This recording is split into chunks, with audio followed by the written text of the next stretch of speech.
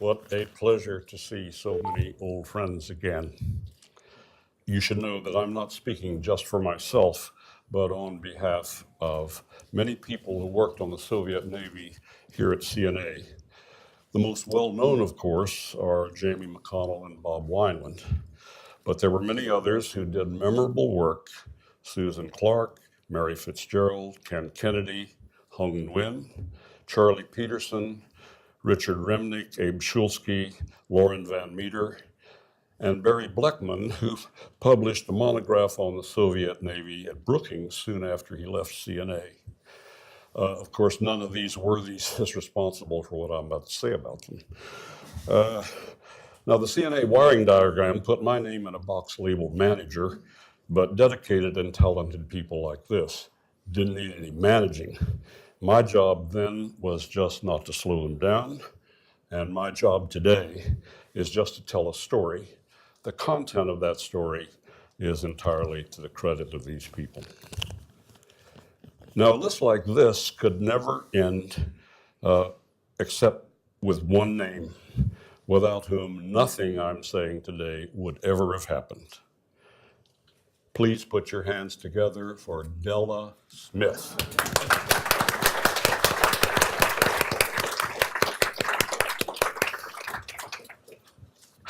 Well, our focus is on the Soviet Navy in war. We also worked on its role in peacetime, and we published this book, but that's another subject.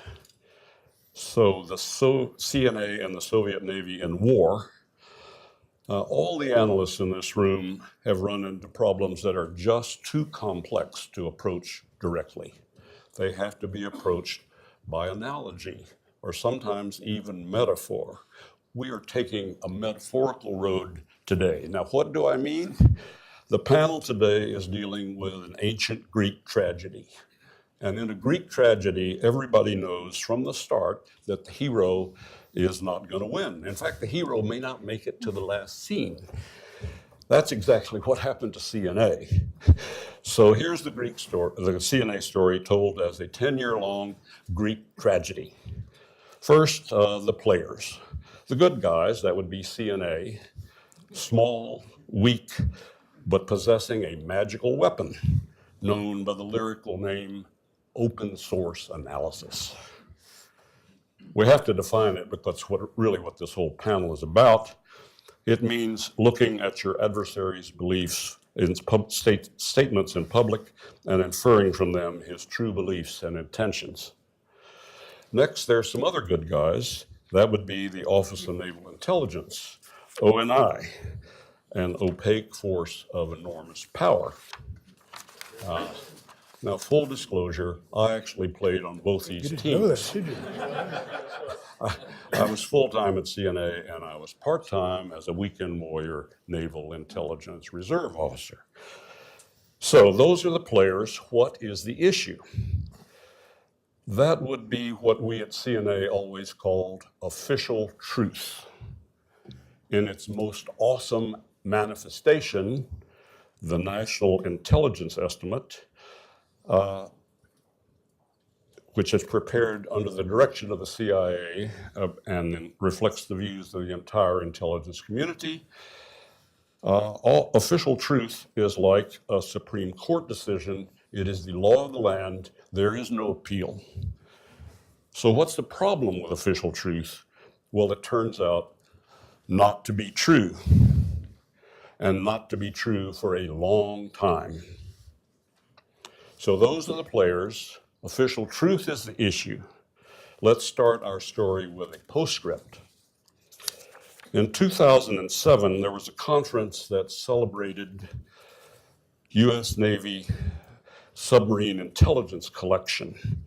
And at the conference, a civilian deputy director of ONI, I think I've got his title right, was doing a Q&A, and he spoke about CNA's work 30 years earlier. Here's what he said. I would also say, to give people their due, there were people like Dismukes and McConnell, people who were reading what the Russians were saying to themselves, not necessarily colored by some inside bias, who told us for nearly 15 years that we had it wrong. And frankly, the system ignored it. CNA kept paying them. I mean, it wasn't as though the Navy deliberately tried to stifle those voices, but they also paid precious little attention to the message. Let's look at a few bits of this more closely. He said, reading what the Russians were saying to themselves. Well, he obviously meant not to themselves, but publicly, and he's acknowledging CNA use of open sources.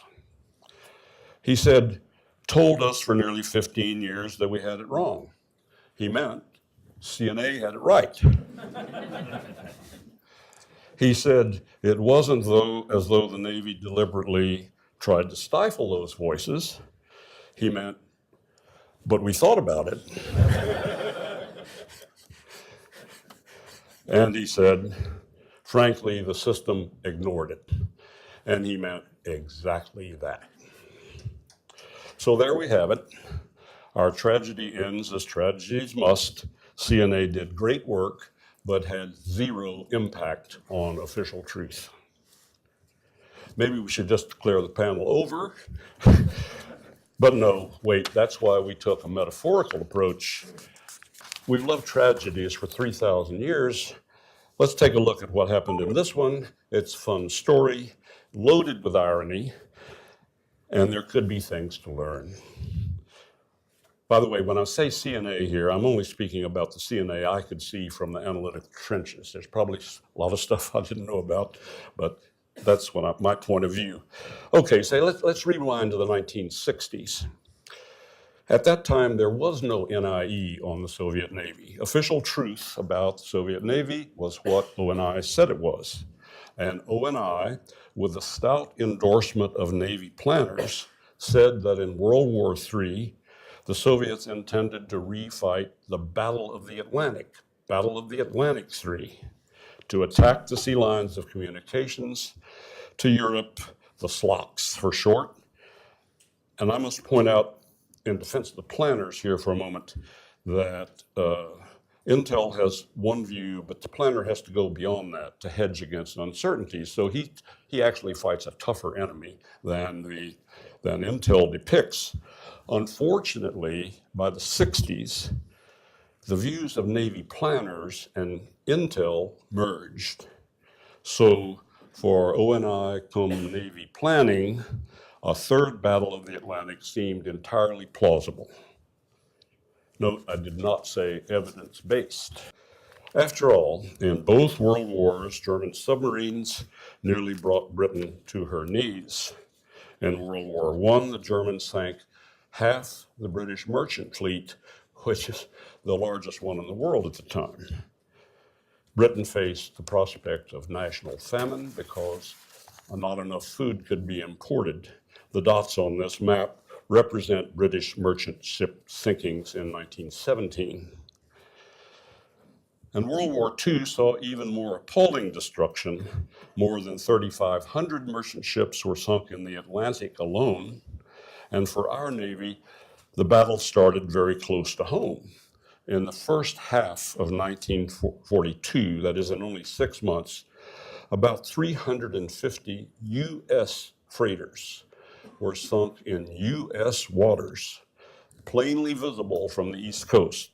This one here, off Cape Hatteras, but if you'd been walking on the beach in Rehoboth, you would have seen ships burning on the horizon in the night. The nation at large didn't know about this because of wartime press censorship, but our Navy certainly knew about it. And it was chastened by its slow and ineffective response, but it knew about it. In fact, the requirement to defend the SLOCs in the Atlantic shaped U.S. naval thinking for decades, into the 80s, in fact. And as we all know, it led to the foundation of CNA. By the late 60s, the Soviets had built over 500 attack submarines, all more capable than the ones the Germans had had. If you'd ask an ONI person or a Navy planner back then, what are the Soviets intend to do with all of those submarines? The polite answer would have been, what a silly question. But part of CNA's job description then, as it is today, is exactly to ask the questions, and that we did. By 1970, CNA was reporting that the Soviet Navy, in fact, gave a low priority to attacking the SLOCs in the Atlantic. But if not attack the SLOCs, what? By mid-73, CNA answered that instead of anti-SLOC, the main mission of the Soviet General Purpose Force Navy was most probably pro-SSBN, to defend SSBN's ballistic missile submarines and sea bastions near the USSR. The nuclear missiles on those subs could reach virtually any place in the USA. So here's the geography we're talking about. First, the European theater. The dark diagonals show the areas of the sea the Soviets sought to control. That means to prevent even Western submarines from operating there. Soviet SSBNs were to operate deep within this area, well north of the Norwegian Sea. Within the blue shaded area behind the arc shown here, Iceland, Greenland, and the UK, the Soviets would seek to deny Western navies the ability to operate surface ships on behalf of the pro-SSBN mission, and also defending the USSR proper against attacks from the sea. No need to point out here how remote these areas are from the SLOCs of the North Atlantic. The sea control bastion in the Pacific would be centered in the Sea of Okhotsk, with the sea denial arc reaching well below Japan. There's the fleet headquarters at Vladivostok, you can see, and the submarine operating base at Petropavlovsk. These two places may come up in the Q&A.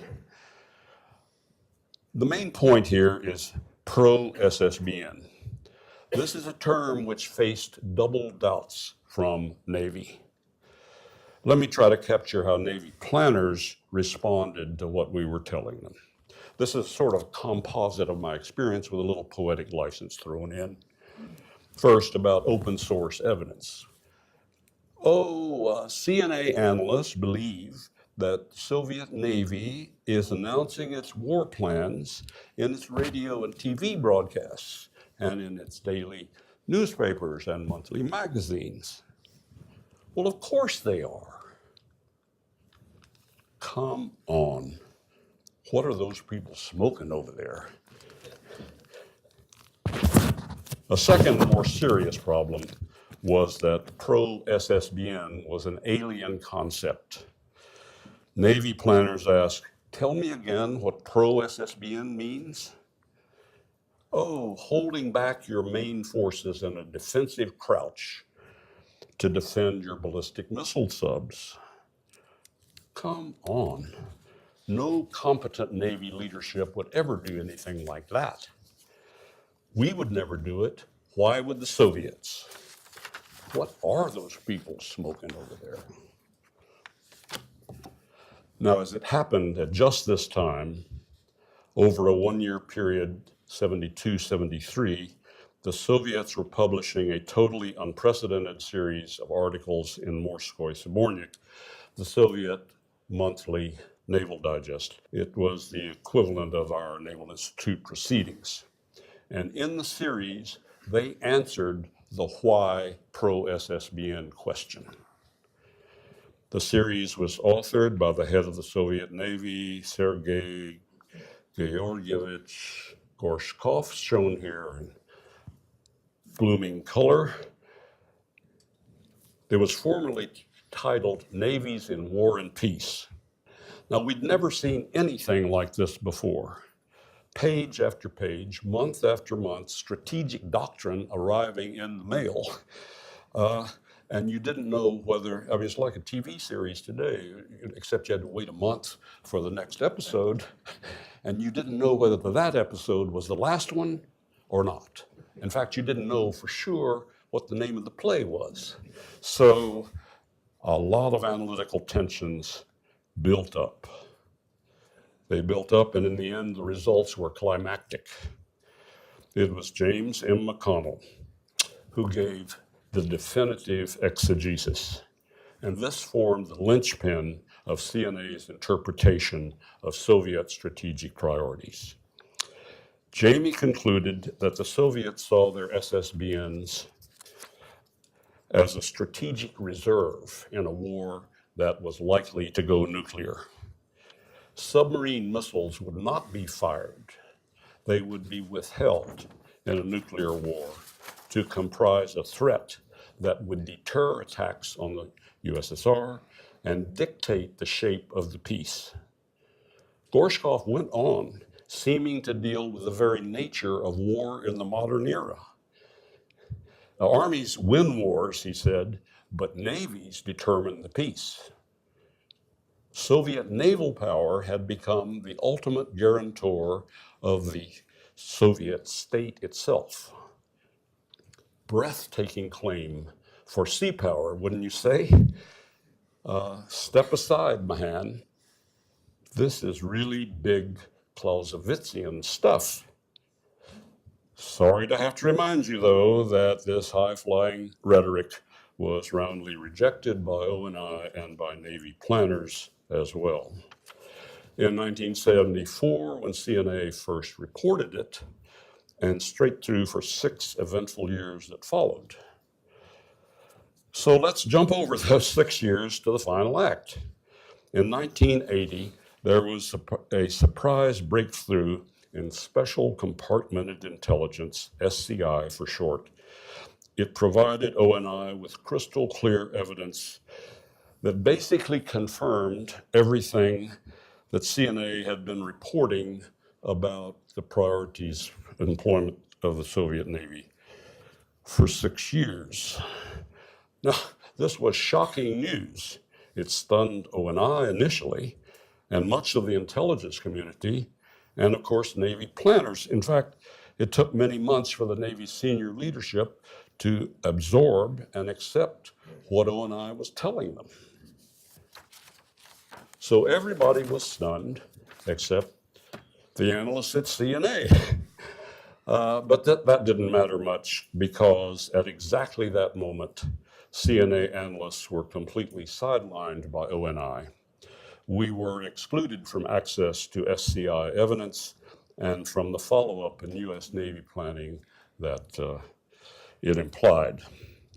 Now, it was said that SCI was off limits to contractors like CNA, and that may well have been true.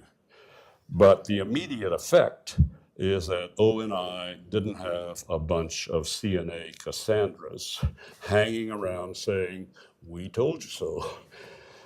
Cassandra, you remember, was the Greek cursed by the gods who could foresee the future, but nobody would believe it. So it was with CNA. But far more important were the longer-term effects on the Navy's leadership. The Navy's leadership in this event never understood the power of open source analysis, that it had been accurate and it had beaten SCI by 6 years. Second, the leadership never recognized, or much less acknowledged, that for at least 6 years, the Navy had been confronting the wrong enemy. That meant that it had been crafting very clever but futile war plans. It meant that here at CNA, naval warfare analysts were bringing powerful, sophisticated techniques to bear on highly improbable combat scenarios and campaigns. It meant that force-structured decisions were focusing on the wrong mission priorities. And for our Navy, golden opportunities to exploit an adversary's greatest vulnerabilities were foregone. Well, smart humans are supposed to learn from their mistakes, but that's impossible to do if you don't recognize that you have made mistakes. I leave it to you to decide whether the story you've heard today deals with a metaphorical tragedy or a real one. So the play is over. What did it all mean? What happened then? Well, let's finish by naming three good things. First, official truth. No thanks to CNA, as you've heard. Official truth was at long last true. Hallelujah. Second, Navy planners quickly developed and adopted the U.S. maritime strategy. This attacked Soviet strategy as vigorously as strategies attacked Soviet weapons. That's the highest goal of a planner. And finally, the whole experience showed that our small part of CNA had done its job, a job in keeping with the reason CNA was created. We had spoken an unpopular truth to power, and over a long period of time. I could not be more proud than to have been a part of that. Hello again. You know, we probably should have a Q&A at this point, because I'm going to go into some stuff here about how CNA did what it did. And that's interesting because it may have relevance for what we're doing today. At least I'm going to try. I'm looking for it. I hope you'll find it with me. We looked at all the familiar kinds of evidence, but our strength was open source analysis. I want to define it a little more fully here. At the tactical level, you read what your opponent's saying and you pretty much take him literally.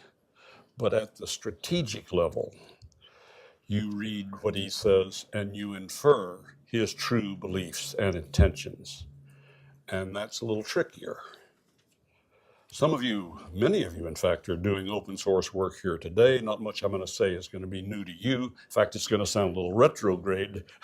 It's a 40-year time warp, right? Just fast forward over computer-assisted search, data mining, social media, and go to the central questions about open source analysis. First, in our case, the original Russian or translations. There is no question whatsoever that working with the original Russian is superior, in fact, sometimes crucial.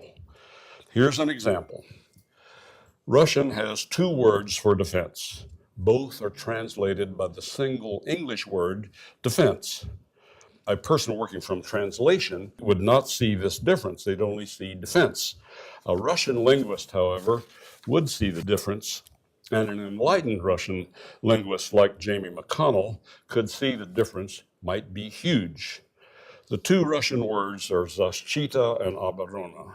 Защита defense tasks are assigned by the general staff, roughly equivalent to our joint chiefs of staff.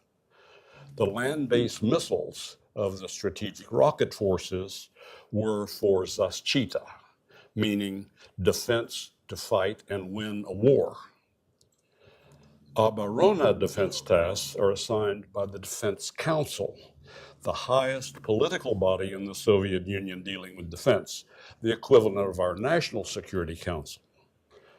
The missiles of the Soviet Navy were withheld from initial strikes, as we learned earlier. Those were for оборона, defense to achieve the war's political goals. The linguistic difference here was decisive in Jamie's interpretation of the Gorshkov series. By the way, if you want a more nuanced description of what I just said, look up Steve Walt's professional paper on this subject, an elegant description of Jamie's work and those of others at the time. Many of you know that Steve's an endowed chair at Harvard now. So, knowledge of the language can be crucial, but 40 years ago, there were precious few Russian-speaking analysts around. So we did a lot of work from translation. This proved to be a pretty good second best. We studied U.S. government translations in huge volume, and buried in those thickets of Soviet ritualized propaganda were some clear messages. And their interpretation, in fact, was not that difficult. I mean, I can tell you without fear of contradiction that if I could do it, Everybody in this room can do it. A fundamental point before we go on about open source.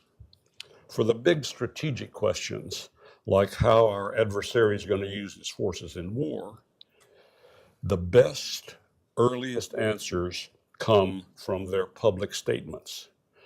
And experience in the Cold War showed that they rarely come from any other source. The 1980 SCI breakthrough being the enormous exception, which I think proves this rule. Well, next, and ironically, the greatest source of leverage that we enjoyed was the Soviet Central Office of Censorship, under various names over the period. The job of this office was to prevent disclosure of Soviet secrets. Its actual role proved to be just the opposite, because everything said in public was vetted by it. Just about every Soviet author said pretty much the same thing in the same way, and when there was a variation from the standard formula, you paid real attention, and when there was a big variation and everybody changed direction, alarm bells went off. And Jamie's work captures this point. As he explained in this professional paper in '85, the Soviets almost never stated a point, they just implied it. And they often used analysis of historical events to express a contemporary idea. And here's the famous example. Gorshkov's treatment of the Royal Navy's Admiral Jellicoe in World War I. You remember that with one exception, the Battle of Jutland, Jellicoe did not commit the British Grand Fleet. Instead, he held the fleet back in bastions as a strategic reserve in Scapa Flow and in the Orkneys, while a world war raged on hundreds of miles to the south. Now here we see the exception. Jellicoe is coming out to engage Scheer and Hipper and Jutland, but the point here is exactly the opposite of that, that right up there in the top of Scotland are the Orkneys. That's where the bastion was, and that's where the fleet tied up or at anchor stayed throughout the war. Then boom, it's 1973, and Gorshkov comes along to say, oh no, Jellicoe was right. A strategic reserve is a wonderful thing. Jellicoe had his, and now I've got mine. A delicious analytical morsel to savor, wouldn't you say? But let's not overlook a key point. Jamie knew, and we all must know, our adversaries' historical and cultural, maybe even religious frames of reference. Often, very important information is conveyed obliquely through metaphor in ways that are supposed to be transparent to the internal audience and obscure, opaque to outsiders. Well, I'd like to shift gears and pose a brutal question. If open source in 1974 and SCI in 1980 reached identical conclusions, why did we have to wait 6 years for the maritime strategy? And did this make any difference? Well, earlier we talked about consequences were negative for Navy planners, and for ONI, the consequences were, if anything, worse. There, in my judgment, and I apologize to my friends in ONI for this, sounds a little harsh, orthodoxy hardened into dogma. And in dogmatic institutions, analysts don't look real hard for something new. I mean, what's the point? And indeed, they are likely to ignore existing evidence that contradicts established truth. And ONI simply knew that on D-Day, the Soviet subs would be flooding south into the North Atlantic. despite the fact that the Soviet Navy had never once in its history had an exercise for this main mission in the North Atlantic or anywhere else. And that half the standard torpedo load of Soviet subs was for ASW, not for sinking surface ships. What's that Latin phrase, res ipsa loquitur? The thing speaks for itself. So the consequences of this delay were large and negative. But the question stands, why 6 years? And the answer is because CNA's conclusions were drawn from open source analysis. And open source had no standing. It was the Rodney Dangerfield of until it don't get no respect. This was not a new problem. The community has had a blind spot to open source starting way back. In World War II, Alexander George and others analyzed Nazi war propaganda and drew valid inferences about the V-1, the V-2 missiles, about the Kursk offensive, and a whole lot of other things. Problem, they were totally ignored. In the in the Korean War, open source forecast Chinese intervention if the US moved north. Totally ignored. In the Cold War, besides CNA, important open source work of others was also ignored or rejected, or maybe even worse. Bob Herrick, a serving U.S. Naval Intelligence Officer, and Mike McGuire, a serving Royal Naval Intelligence Officer, being the most notable here. So their ideas were rejected. And you can imagine being told, your ideas are nonsense and you're fired. That's what happened to Herrick and McGuire. Well, 70 years of history should make us wonder about where open source stands today. I mean, is it still the weak sister? I hope not. In fact, I doubt not, having talked to a number of people here today and yesterday here at CNA. We've got an assistant deputy director of national intelligence for open source and a national open source center. It pumps out an impressive volume of stuff, but a question, are they asking the big questions? And most importantly, are their conclusions being taken seriously? Now, I don't know the answer to that. I hope it's a good one, but I can suggest one metric, and that is, do today's national intelligence estimates reflect a strong degree of input of conclusions drawn from open sources? Actually, this is an empirical question. Somebody could answer it. If they do not, they are not as deep or as rich or as close to the truth as they could be. Well, let's shift gears one more time and ask a final question. What does the experienced CNA and the Soviet Navy mean for open source work today? The only important answer will come from you. From me, though, coming back after a brief 40-year hiatus, there seem to be 4 desiderata. I mean, 4 things I wish we had done then, and I hope have been done since or can be done soon if they've not been done today. First is deal with the charge of that open source findings are corrupted by disinformation. Do that through the systematic study of disinformation techniques and guarding against and protecting ourselves from in everything we read. We didn't have what the OPNAV and others would say, how can you tell whether you're being fooled? It's like, examples of successful camouflage. You can't answer the question if you haven't studied the enemy's camouflage techniques. And we hadn't, and we weren't able to answer that question. I hope it's dealt with today, as I say. Second, Protect open source work. Just because the sources you're analyzing are unclassified does not mean the conclusions you are drawing are also unclassified.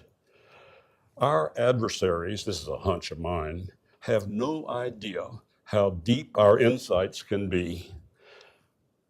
Let's keep them in the dark. Third, let's keep systematic score of how well open source conclusions perform against conclusions on the same matter drawn from other sources. There is no box score. We just go from anecdotal evidence to others. We should be able to compile those, and we should be able to find out what works in the open source world and what doesn't. Right now, nobody's keeping score.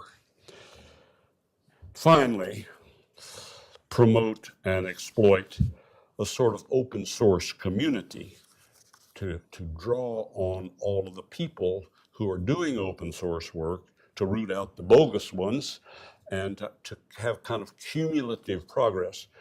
In our day, there was nothing like that. We were just one voice.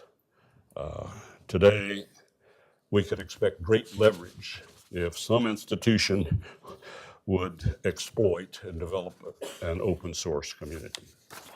Well, that's it. I leave you as scarcely as an unabashed cheerleader for open source analysis, a most powerful and least exploited way to understand the world we have to deal with. And I wish you all the best, especially those of you here bearing this particular torch forward. Thanks.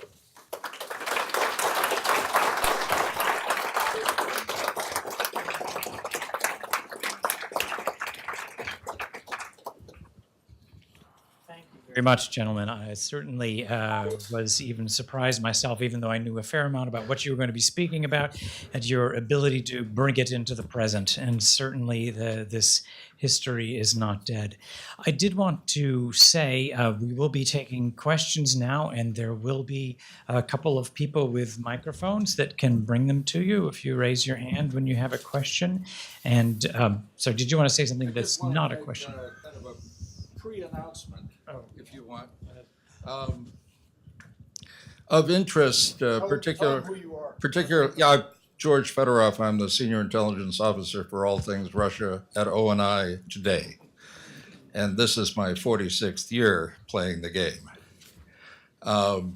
What I wanted to say, super timely today, because the whole beginning of why we really actually give a damn about the Soviet Union and everything else started 100 years ago today. Today is the 100th anniversary of the Russian Revolution. Very good. Thank you for pointing that out. Very good. And I'd like to point out something as well that Brad didn't get a chance to. He spoke regularly about, I guess, what you could call the CNA troika of people doing the open source work on the Soviet Union. And that was himself, Bob Wineland, and Jamie McConnell. And very sadly, in just the last few years, we've lost those other two partners. And that's made it extra special to have Brad here today, but it's made it even more special that Jamie McConnell's wife has been able to join us today. So very good. Very glad to be here.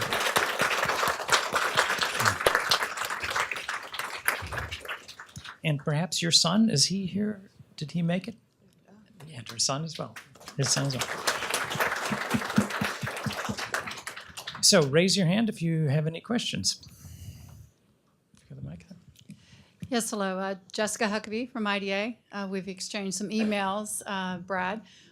You know my interest is in the establishment of Soviet naval studies, and CNA was played a key role of that in the early 1970s. Although your message wasn't accepted by the Navy and ONI, you were also part of a larger community of academics and the media. A lot of your work was published as books and in academic journals. So you had a broader audience in getting your message out about the Soviet Navy. These were not just reports that went into DTIC that were not read. They actually got converted and used, which is one of the most amazing stories. about CNA and its role in our perceptions of the Soviet Navy to counter what were some misperceptions at the time. Is there anything you'd like to talk about being encouraged, or what you thought about your other mission to talk in general to inform the public about the Soviet Navy? The fact is, CNA's Soviet Studies program didn't have a charter. I mean, CNA had a Soviet Studies program because grown-up think tanks had a Soviet Studies program. So we didn't have milestones to meet or things to look at. We were given free rein, and that was a huge advantage, and it involved us, as Jessica points out, in a great deal of work in the public domain. As a matter of fact, just about everything I've said to you here today was published, discussed by us in the public domain, and fought over the way academicians do, and some was accepted, some was not. But one unintended consequence of this is that when we went to O&I and the Navy planners, they knew that we had been talking about all this stuff in the public domain. So how could you really, even if I take it seriously, the Soviets already know all about that. So I was happy to be a part of the public part of this. Today, I think we have to be very careful about what we are saying in the public domain, because it might well be revealing to our adversaries that we see deeper than they credited us with seeing. So we have a tension between doing stuff in public, which you want to do, but also making sure that you don't reveal secrets that you definitely don't want them to know. Norman Palmar, a couple of quick points, Brad. Beyond what Jessica said about your publishing, you also would have lunch and sometimes just informal meetings with other young aspiring analysts, yours truly being one of them. And the lunches that you, Bob, and Jamie had with me were very enlightening. Sometimes they were correct also. Two other quick points, not a question. In the early 1970s, working for Admiral Harlfinger and Rectanis when they were DNI, the community looked at anything the Soviets would put out as disinformation. If it was public, if I could read it, it was disinformation. What I found when I started going there in the 90s on a regular basis, that was exactly, as you point out, what they were thinking and the direction they were going. My question is, why did it take you not 6 years, but 35 years to figure out they weren't going against the Sloks? Stalin's program of 45, 46 was not an anti-Slok program. Gorshkov, what he was pushing in the late 50s, not an anti-Slok program. Why did it take you 35 years, fella? Guilty as charged. You know, there were people, Bob Herrick and Mike McGuire, who were saying exactly that it was a defensive Navy, and looking back deep into the history of the Soviet Navy, that it was defensive and not coming out to attack us, even though the Sloks are obviously one of our greatest vulnerabilities, and you had to defend it. But that's the planner's job. Intel guy's job is to say what he thinks actually our adversary is going to do. Hope that answer satisfies Norman. That's likely. Okay.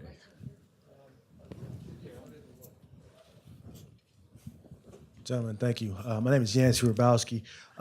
Quick semantic edification question here. You used the word disinformation, and from someone uninitiated, how does disinformation differ from misinformation, or how, as you used the term? I was just curious. Okay, I can tell you, I don't know exactly the answer in terms of etymology, but I do know that disinformation wasn't even in the English language until after 1945, 48. That its roots are Russian, desinformatia. And when you couch it as desinformatia, in those days, you kind of imbued it with an extraordinary power that you couldn't, they were always misleading us, of course. That was the purpose of their whole propaganda effort. And so the disinformation, as I said in my remarks, I hope the question has been put to bed, that we can now deal with it, and we're able to explain how we reach our conclusions. I mean, I got questions at one point. So open source analysis works in practice, but does it work in theory? And if you can't explain, then it's magic. So you have to be able to show that you can do that.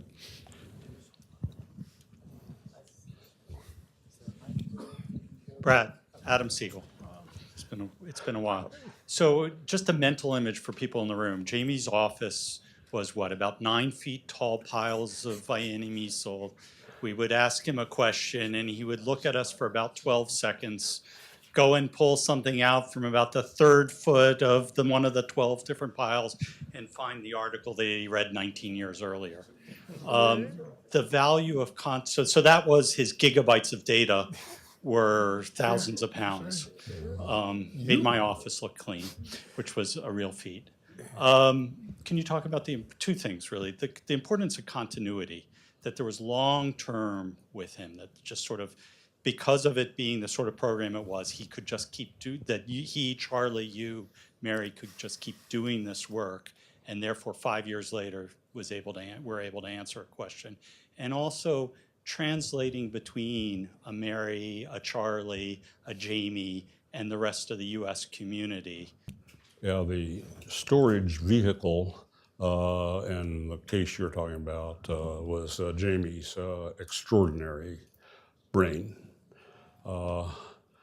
He knew everything about, say, Soviet naval historiography, not a field that a lot of people invest much attention, but he knew that because he'd read it all. And he could remember and hold 18 different sources. Well, read a piece by him and look at his footnotes. I mean, there's 19 different guys who, on examination, are actually talking about the evidence that he's adducing. In fact, that's a good thing.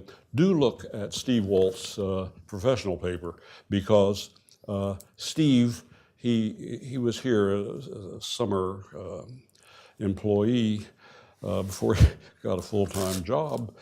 He took about 2 months to examine Jamie's opus, and those of 2 or 3 other analysts, especially Mike McGuire.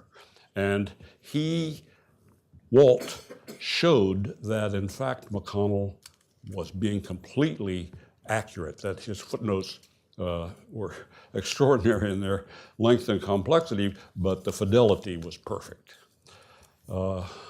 As for continuity, I mentioned earlier about collective effort across a community, quote unquote, which in those days didn't exist, a community of open source analysts.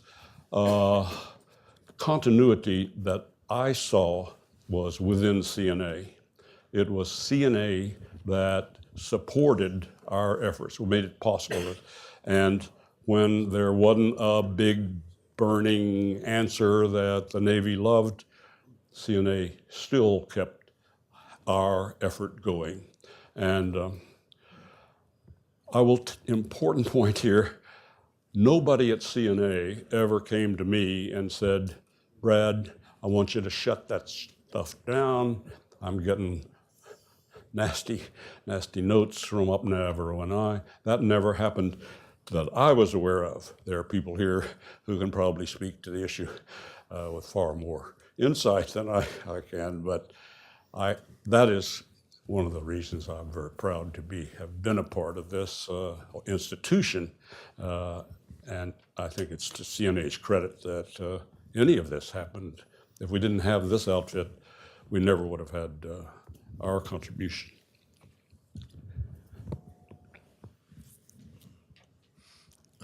Burton Gerber teach at Georgetown, but 40 years at CIA in ops, not in analysis. So thank you for educating me so much on this today. One thing to keep in mind is that the years 1967 to 85, the Soviets had the benefit of the Walker spy ring. And so therefore, while we didn't know it, they knew full well what they could do against our submarine force, particularly because it was that part of the triad that was affected. And it shows the importance of what good counterintelligence is. We should have found it a lot earlier. When we did find it, we were able to correct it. But we were able to correct it because we had the benefit of the kind of analysis that CNA did, you particularly. Thank you. Well, Mr. Gilbert's talking about stuff that I, of course, never knew about. As for Walker, at the level of strategic thinking that CNA was addressing, nothing, of course, in open sources is going to be about that. And it is certainly true that what the Soviets knew about us through the Walker ring, and of course later Pelton, was, I think, kind of icing on the cake for them, because I believe when the ballistic missile submarine was on the horizon, the Soviets knew they were going to have it. They knew they were going to have missiles on it that could strike the U.S. from being very close to the USSR. And early in their planning, they began to think about preparing a Navy to protect these missiles. I think anybody who reads the Soviets, and I don't know about the Russians today, but I'd be surprised if it's not exactly the same, has to be impressed by the extraordinary precision and clarity of their strategic thinking. And it's just admirable. I mean, people say the German general staff was the general staff of the 20th century. No, it was the Soviet one. Thank heavens we didn't have to fight them. Do you have a mic? John. Hi, Roger Cliff of CNA. I just wanted to go back to your conclusion earlier that CNA didn't have any impact. This is for Brad. And I wonder if that's really true. When the SCI level information was found, I don't know anything more about it than what you just said, but one can imagine the intelligence community then, when they got this information that seemed very authoritative, but nonetheless went against everything that they thought, they probably went out and looked for, okay, is there other confirmatory evidence out there? And I suspect these open source discussions were part of what convinced them that it was in fact correct. And I was just wondering if you had a reaction to that. Well,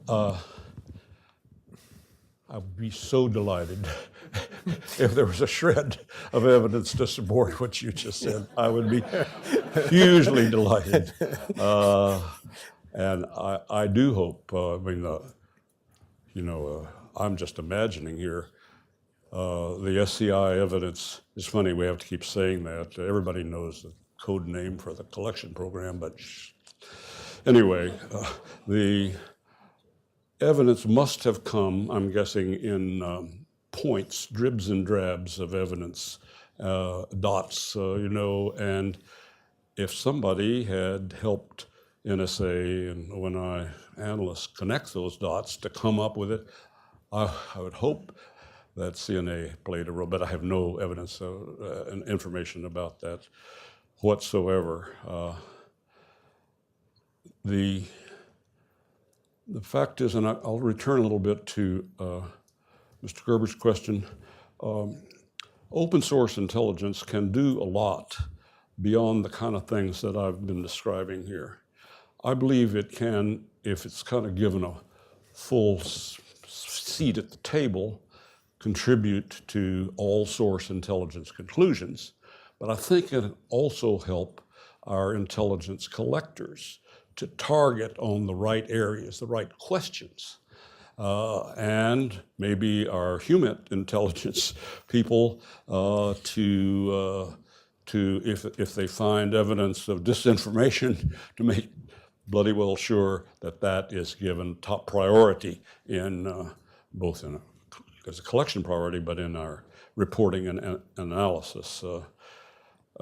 And there are a variety of other ways maybe open source can contribute.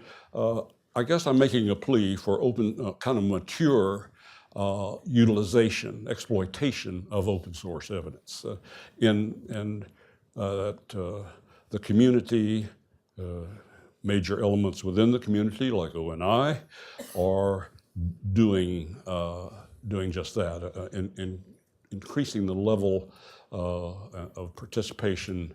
And my understanding, talking to people here at CNA yesterday and today, is that is happening. And I say that's a wonderful thing. Very good. Any last questions? Oh, there's two over there. Hi, I'm Amanda McDermott from CNA. So it seems like the Navy likes our China open source project a lot more than they liked your Russian open source project. How much of that would you attribute to an overall change in the attitude toward open source work, and how much to the perception or the lack of perception that China is as skilled in disinformation?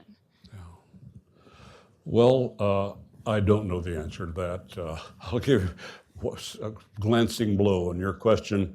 I hope that the general acceptance of open source as a device for understanding the world, and particularly our adversaries, has taken hold and is being utilized in whatever area is of interest. China, I would think, I'm talking to a China expert, I'm pretty sure here. So I would think that China's kind of got a totalitarian, highly rigid system. I don't know their system for central censorship, but I expect there will probably be a lot of it. I think that the generic analysis would follow some of the things I talked about here, analogy and veiled Byzantine kind of communication.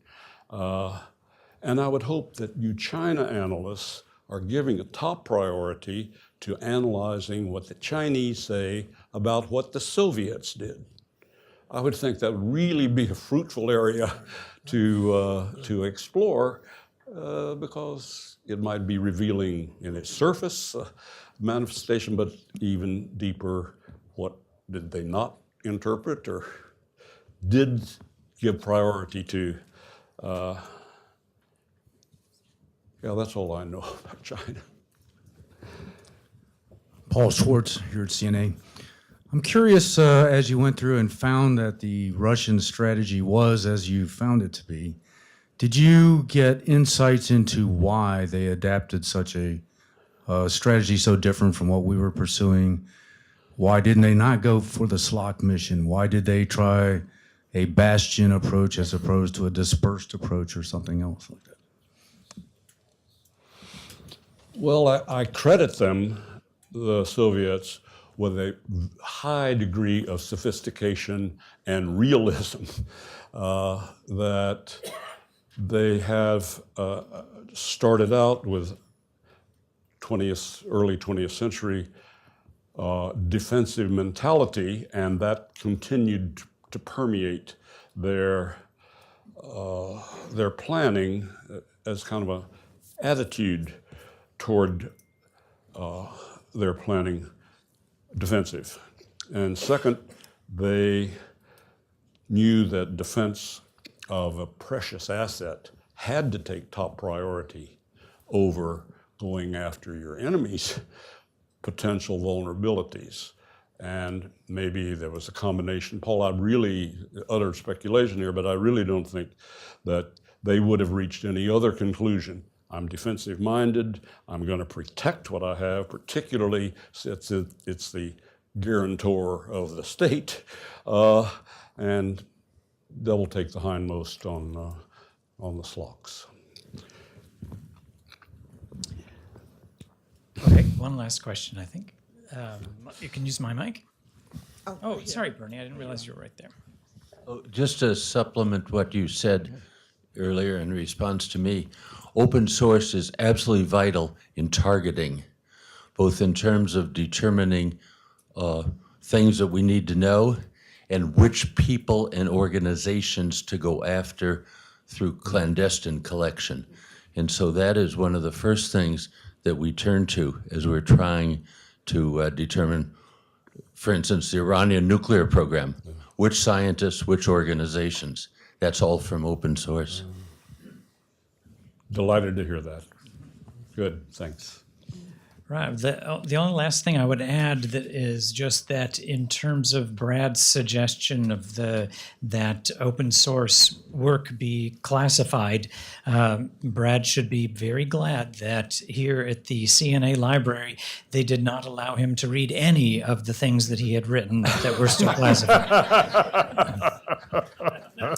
But thank you again to both of you, and a round of applause for you, and thank you all for coming. All right, terrific.